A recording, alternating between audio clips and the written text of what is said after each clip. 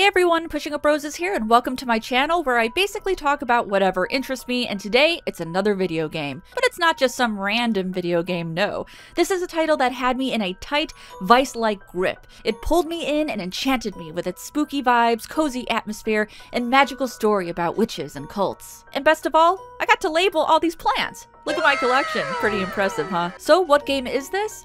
It is called Strange Horticulture, developed by Bad Viking, and it got me excited to water plants. Not many games have done that. In fact, I would say 0 games have done that, save for a few farming simulators, so that in itself makes for an impressive title. I slept on this game for about 2 years before I installed it. No real reason why. I think it's something we all do from time to time. We buy that movie, that book, that video game. We have every intent on getting to it, but then we just don't, and it falls to the wayside, waiting for you to give it a chance. I think some of my procrastination was founded in unfair judgment. When I found this on the Steam store, I thought it looked somewhat unremarkable. And I don't necessarily say that as a slight. I think there are plenty of average-looking games that are held up by a rich narrative. I suppose in my mind I felt it would be a good game, but perhaps nothing that would impact me too profoundly. A good game that I would tuck away for a while and pick up when I needed some pleasant distraction. When I finally did play it, I fell in love, and since then, I have been looking for another title similar to it so I could experience those same cozy vibes, but alas, there's been nothing. In fact, it's even difficult to explain what kind of game this is. It's a hybrid of multiple genres, including mystery, adventure, visual novel, and some light simulation. I had excitedly told a friend about my experience, and just as enthusiastically he asked, "What kind of game is it?" And I said, I basically couldn't describe it in a very concise way, so my friend, you get an entire video dedicated to explaining Strange Horticulture. The best way I can describe the setup of this game is that it's similar to the Carmen Sandiego games. You are often on a single screen, compartmentalized into sections. It's like you're playing on this template that changes in small ways as you play the game. In Strange Horticulture, you're on a single screen that represents a plant store.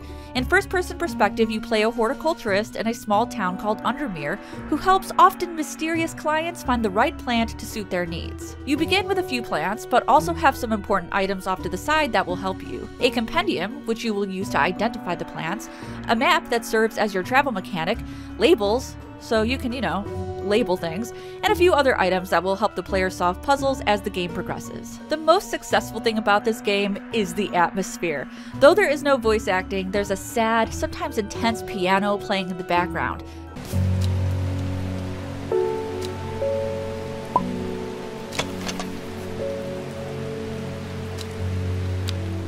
Not distracting, just enough to add to the mood, and the game's color palette is green, brown, and earthy, and also somewhat old-looking. The town of Undermere seems to be enchanted in a way, swirling with dark arts and people looking for magical solutions to their issues. I would describe the game as cozy, but it's not the same kind of cozy as settling into the couch in front of a fireplace with a warm cup of cocoa on a cold day. No, this is more like a spooky cozy. It's more like being in your warm, candlelit study, sitting at your old wooden desk and reading books about conspiracy theories. It's like being in a witch's hut filled with herbs and scents of myrrh and jasmine during a thunderstorm. It has something dark about it, but you feel inclined to welcome it because it's intriguing and different. I cannot get enough of how playing this game made me feel.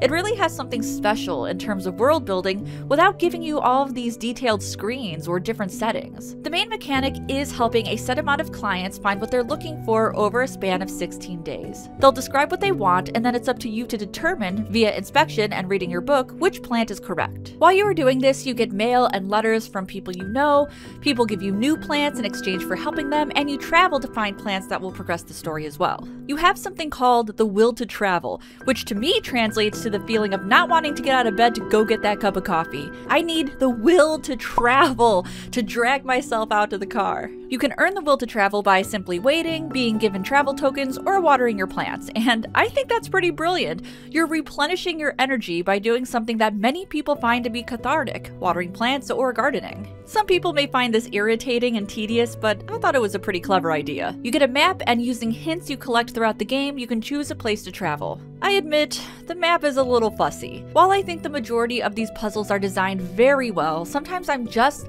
not quite sure which part of the grid to travel to, and when you're wrong, it feels like a massive waste of time. You also have a sanity meter, so if you travel to the wrong spot or you give a client the wrong plant, your sanity will deplete and your mind will break. You don't lose the game or even your progress. However, when this happens, you have to do a logic puzzle to restore your mind. I found this to be the annoying mechanic of the game, and it made me never want to get anything wrong because there's only so many times I want to put this fractured metal thingy back together. Ugh. When you travel, a section of the screen details where you are and what you find, and even though it looks simple, the game really makes you feel like you're on a grand adventure. While you are finding plants and traveling, you're also being told this story of murder, witchcraft, and cults, which you then get involved with yourself. I think the story is just okay. It definitely strikes my interest as a witchy, occult-loving gal, and I did want to see what happened next, but the story is not what drives this game for me.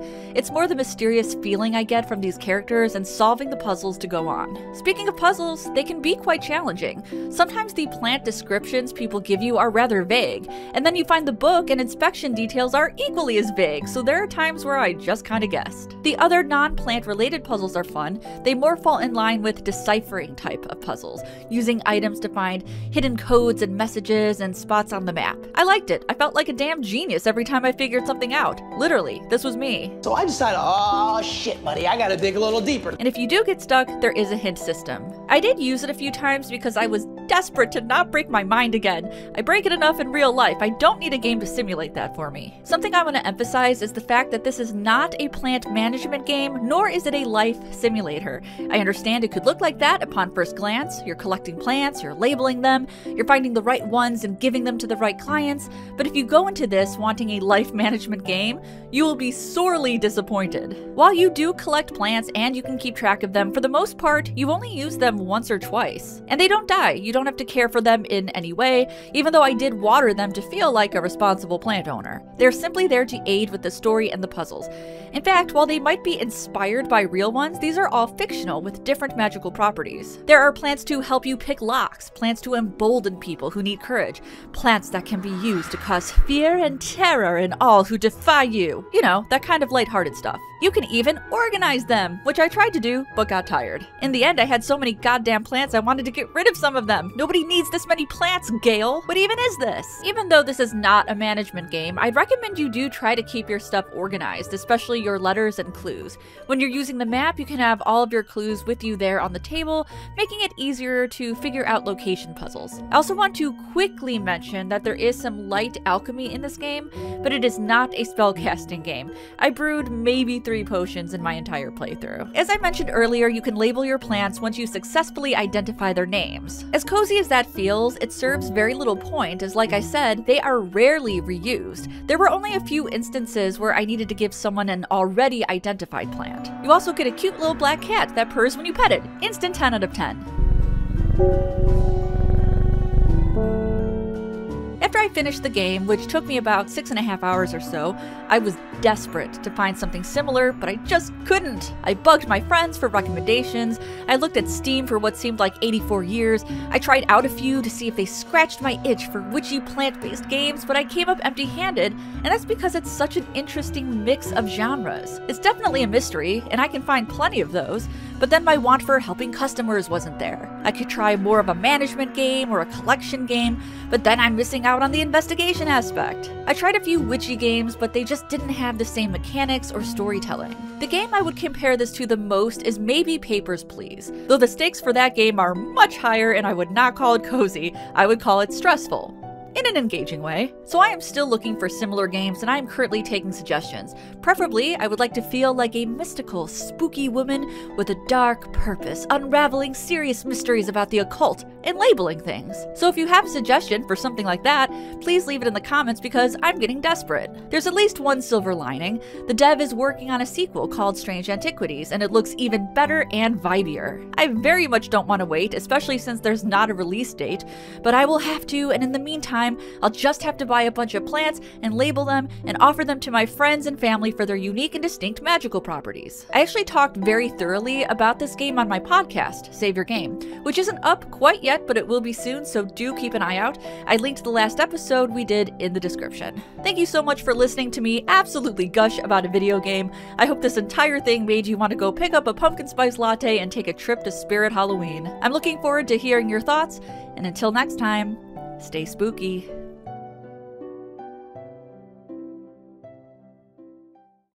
Hey everyone, thanks again for watching my video on strange horticulture. If you're interested in more gushy reviews like this one, I have so many! But first, a special shout out to my patrons, for if not for them, I couldn't afford to buy stuff to satiate my need for witchy things. And pumpkin spice lattes. I know who I am, and it's a basic white woman who loves fall. If you want to support the channel, considering joining, and if not, likes and shares also churn my butter. If you want more from me, I have a few suggestions on the screen. On the left is a review of a murder mystery game called The Crimson Diamond, and on the right is an episode of my flagship series, That Time on Murder, She Wrote.